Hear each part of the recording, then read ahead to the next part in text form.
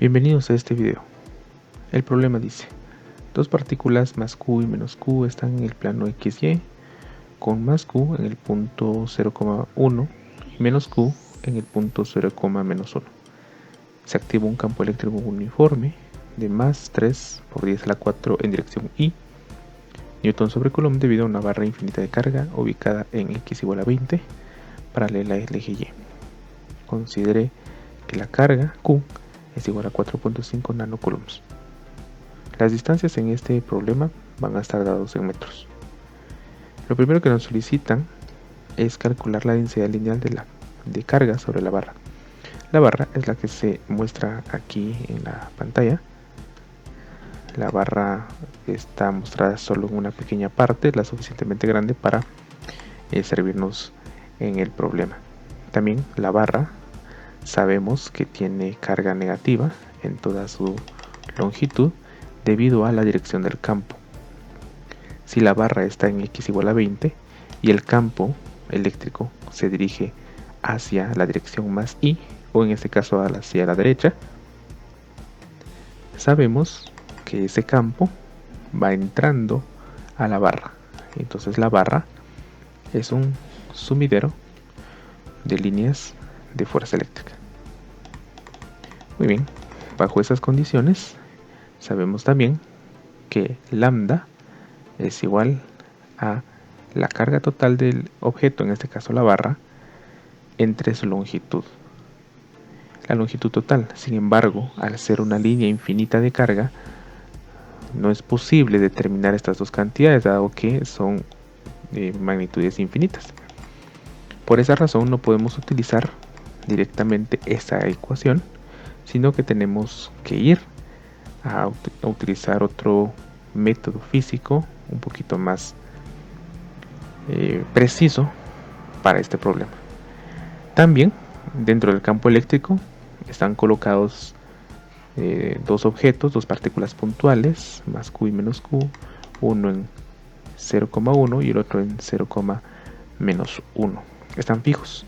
La distancia de separación entre estos dos objetos es de 2 metros, considerando las distancias en metros. Para comenzar, nosotros vamos a utilizar una superficie gaussiana con el objetivo de aplicar la ley de Gauss alrededor de la barra infinita.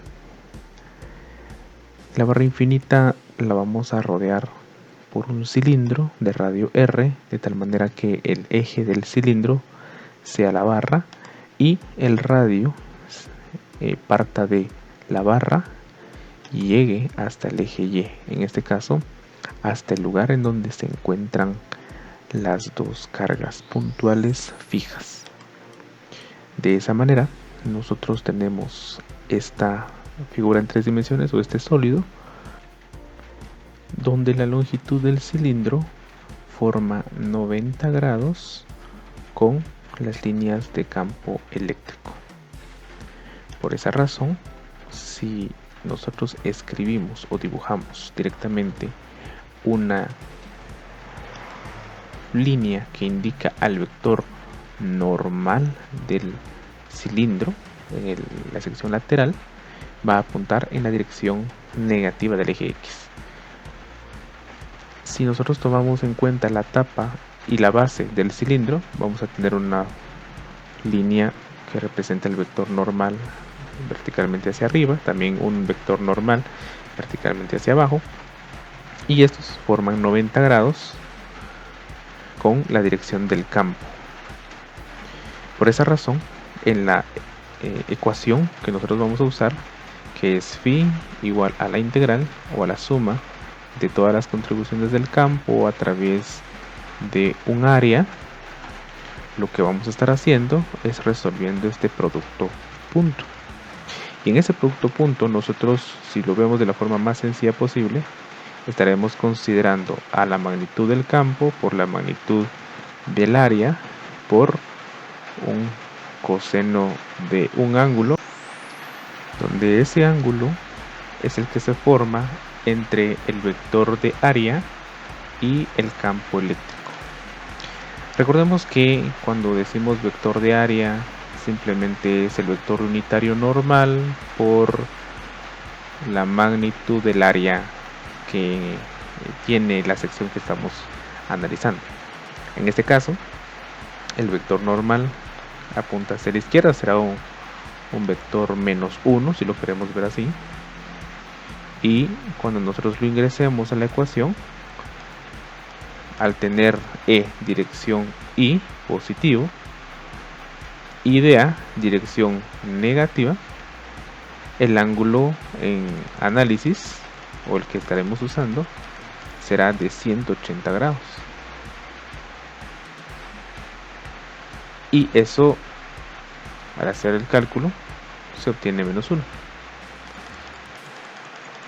Sin embargo, cuando nosotros tenemos a este vector área, específicamente a este vector normal, formando 90 grados con el campo eléctrico, tanto en la base como en la tapa del cilindro, pues el ángulo va a ser de 90 grados. Por esa razón, si aplicamos la tapa y la base, entonces el coseno del ángulo será 0. Y entonces no vamos a tener flujo eléctrico.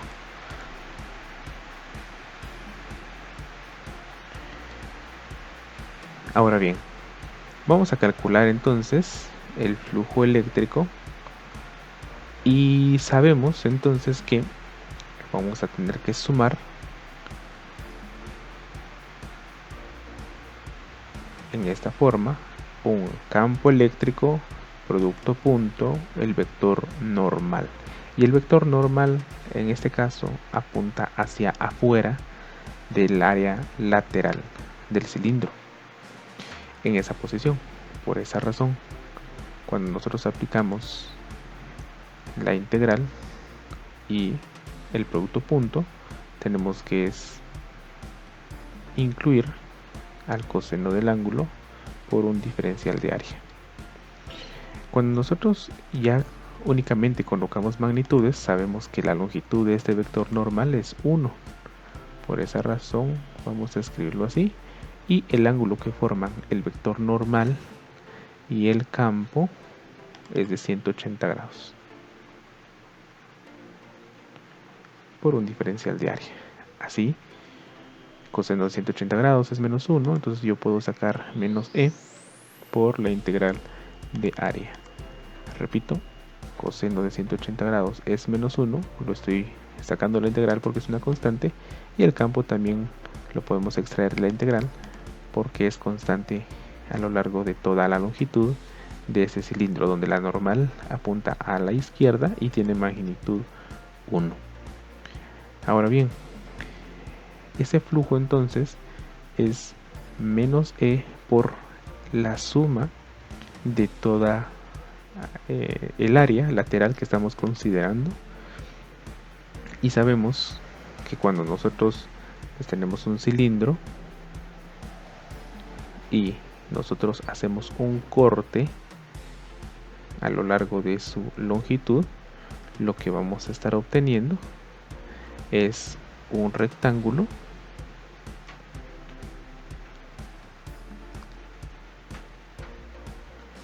de altura L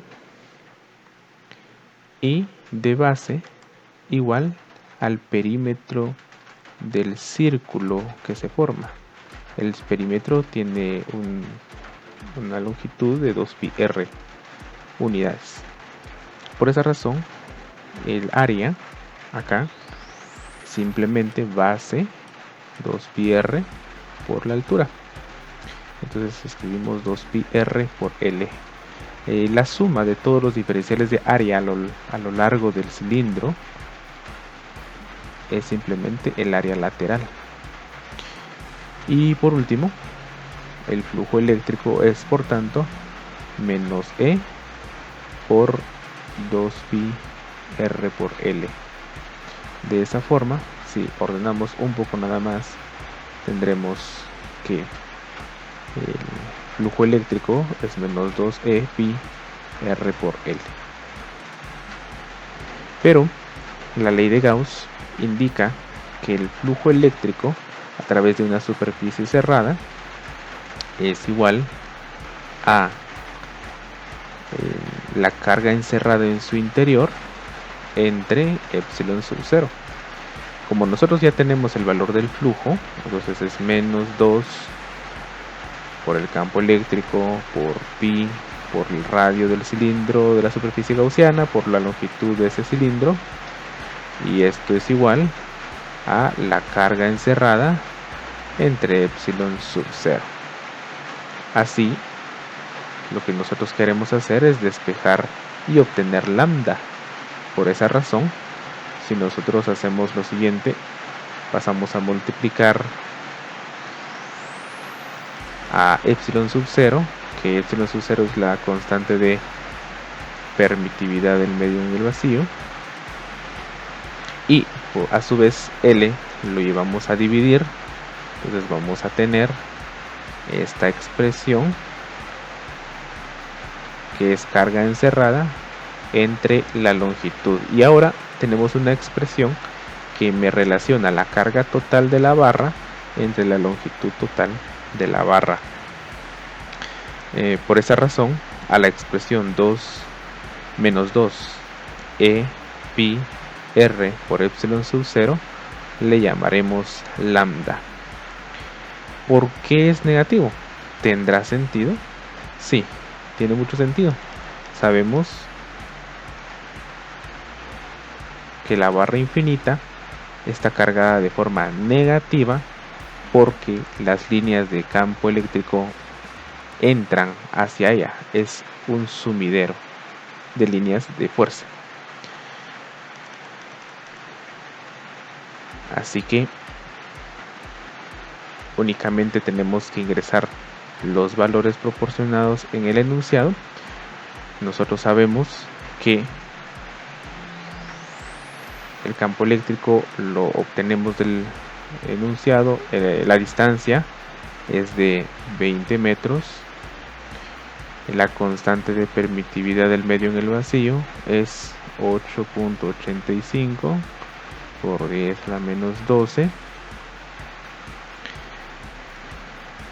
Sus unidades de medida son metros cuadrados entre newton por coulomb cuadrado. El campo eléctrico es, por tanto, 3 por 10 a la 4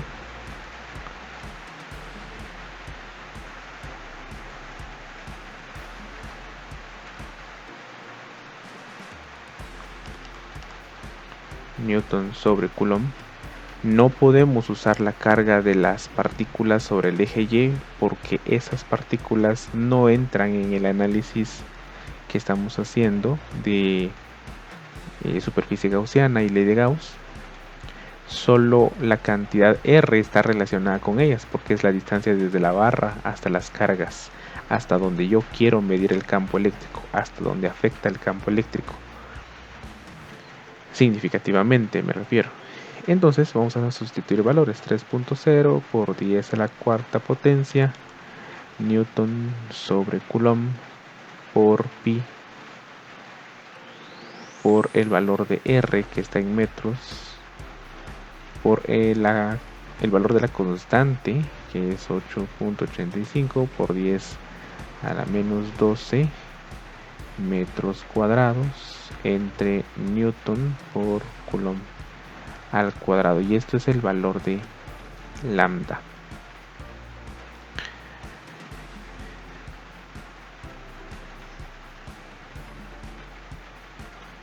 Al hacer el cálculo de esta expresión obtenemos, solo vamos a modificar las unidades de medida, vamos a corregir por acá.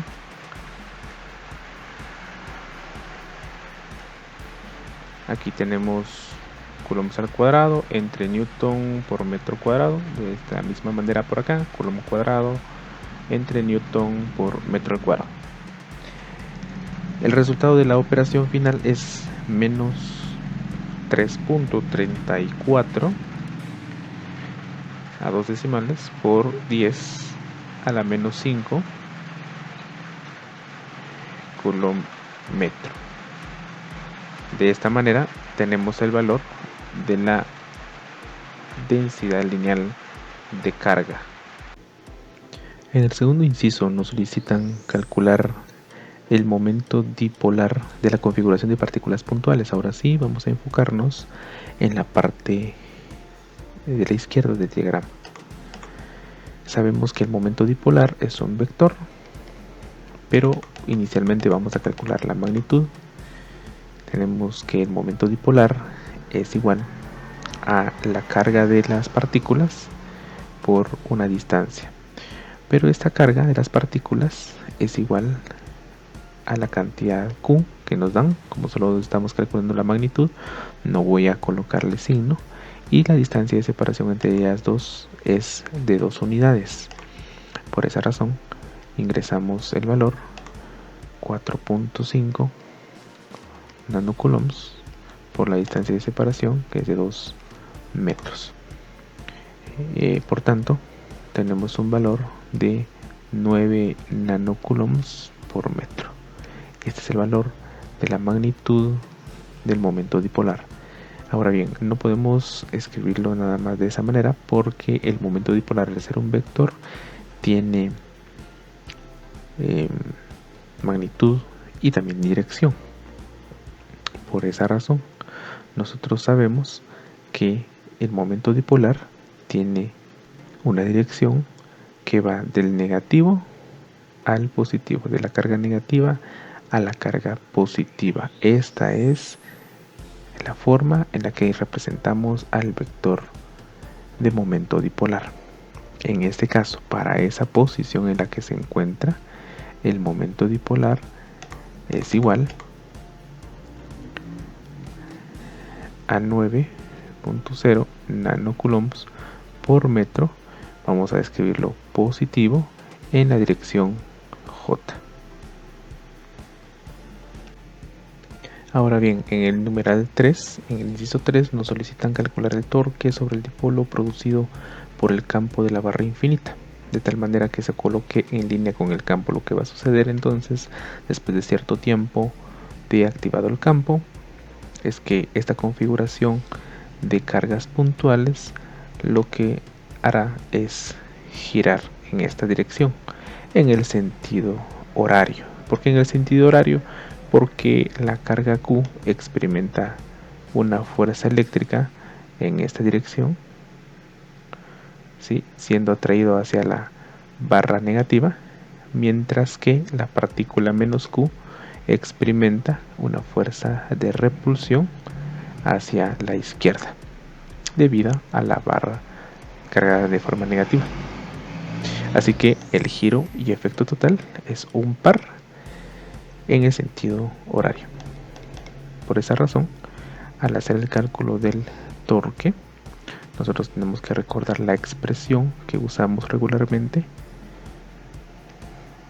para calcular un torque eléctrico debido a un campo eléctrico sobre un momento dipolar. También tenemos que recordar que es un vector, pero inicialmente vamos a calcular su magnitud. El torque es momento dipolar cruz campo eléctrico.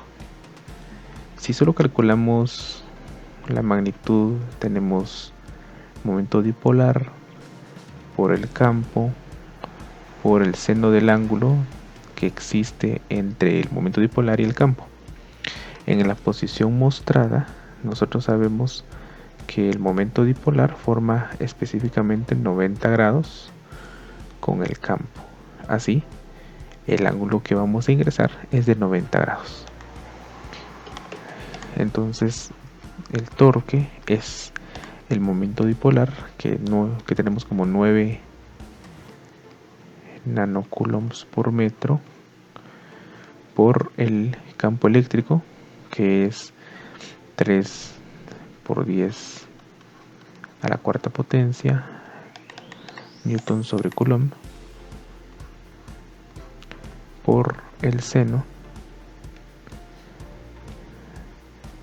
de 90 grados. Sabemos que el seno de 90 grados es igual a 1, así que no vamos a tener problema al calcular, y simplemente tenemos que multiplicar 9 nanocoulombs por 3 por 10 a la cuarta potencia.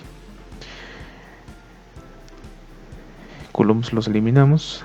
Recordemos que nano significa por 10 a la menos 9, así que al hacer la operación obtenemos 2.7 en magnitud, 2.7 por 10 a la menos 4,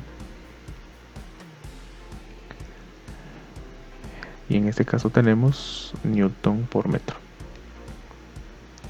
Esta es la magnitud del torque. Sin embargo, es un vector, así que como va en sentido horario el torque, y por la regla de la mano derecha también podríamos haber aplicado componentes y calcular el torque con un determinante. Nosotros al aplicar la regla de la mano derecha vemos que el sentido es horario, entonces nuestro pulgar apuntaría hacia adentro del papel o de la pantalla. Tendremos entonces que es menos 2.7, es negativo por el sentido del giro, por 10 a la menos 4 en dirección K, newton por metro. La dirección K es sobre el eje Z, y como el eje Z es hacia adentro o hacia afuera de esta pantalla, pues va hacia adentro el vector. Finalmente, en el numeral 4 nos solicitan calcular la energía potencial del dipolo antes que comience su rotación debido al campo. En la posición mostrada el ángulo es 90 grados, así que recordamos que la energía potencial eléctrica debido a un campo eléctrico externo sobre un dipolo es menos el momento dipolar punto el campo eléctrico. Este es un producto punto, así que yo puedo muy bien trabajarlo con magnitudes únicamente de esta forma, multiplicando por el coseno del ángulo. El ángulo es el que se forma en esta estricta posición entre el momento dipolar y el campo eléctrico. En este caso, el ángulo que se está formando es de 90 grados antes de que comience el giro. Así que la energía potencial es igual a menos la magnitud del momento dipolar, 9.0 por 10 a la menos 9 coulombs por metro, por el campo eléctrico, 3 por 10 a la cuarta potencia newton sobre coulomb,